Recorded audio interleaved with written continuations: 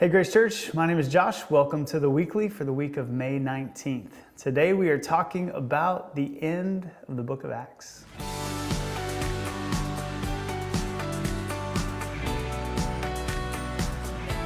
So after a year and a half, we have completed our study in the book of Acts, and our hope was through this series we could show you what was possible. So here's what I mean. In the book of Acts, you see Acts chapter 1, Jesus promising the Spirit, pouring out His Spirit in Acts chapter 2, the church living life together.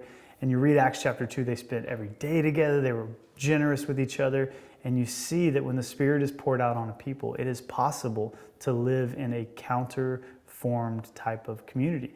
And so the book of Acts was designed for us to be inspired by their story and to realize that our story now continues.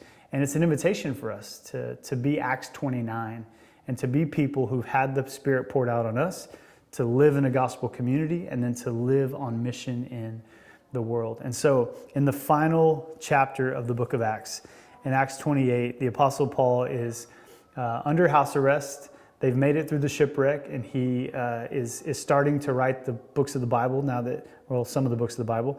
And he closes by having people come to meet him, and then he shares with them an interesting verse. In verse 26, it says, "Go to the people and say, you'll be ever hearing but never understanding. You'll be ever seeing but never perceiving. For this people's heart has become callous. They hardly hear with their ears, and they have closed their eyes.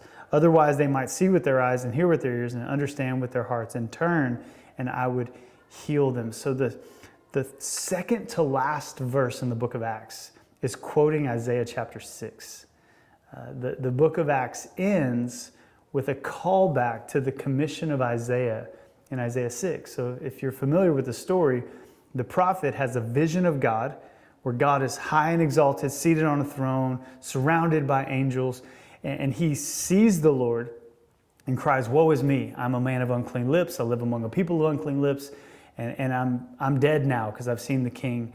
And he falls down, and then an angel comes and grabs a coal, puts it to his lips, and says, "Isaiah, you've been cleaned, your sins are forgiven." And then Isaiah overhears the Trinity having a conversation, saying, "Who am I going to send? Who will go for us?" And Isaiah says, "Here am I, send me." And that's kind of like the verse we have on coffee mugs and t-shirts and mission trips. But the next verse is this. This is the next verse where God tells Isaiah, you're going to go to people, and some are going to hear and some won't. Some are going to understand and some won't. Some are going to have their hearts turned back to me and some aren't. That is the way that the Apostle Paul ends the book of Acts, the way that Luke records that being ended. So church, this is the invitation for us to be a people who have had the Spirit poured out on us, to be a people who do the ongoing work of Jesus through the power of the Spirit, to be a people who live in a gospel community that looks different than the kingdom of this world, to be a people sent out on mission whose whole lives are a mission trip, and then to realize that as we go, some people are not going to get it, and some people are. Some people are going to hear, and some people aren't. And there may come times where we have to sacrifice for this, where maybe we even get persecuted for this, but none of that matters, because in the same way that Isaiah has seen the King in Isaiah chapter 6, in the same way the Apostle Paul saw Jesus on the road to Damascus, we too have seen something that we can never recover from. We have seen the King, and that has transformed us, that has given us new life, and now we are those who tell the story to anyone who's willing to hear. And so, church, this study has been foundational for us, and I pray that the stories we tell ourselves are stories from the book of Acts, that we are a people formed by a King who loved us and sacrificed for us.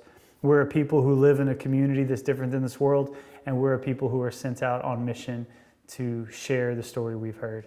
The stories we tell matter, and I pray that we would be an Acts type of church.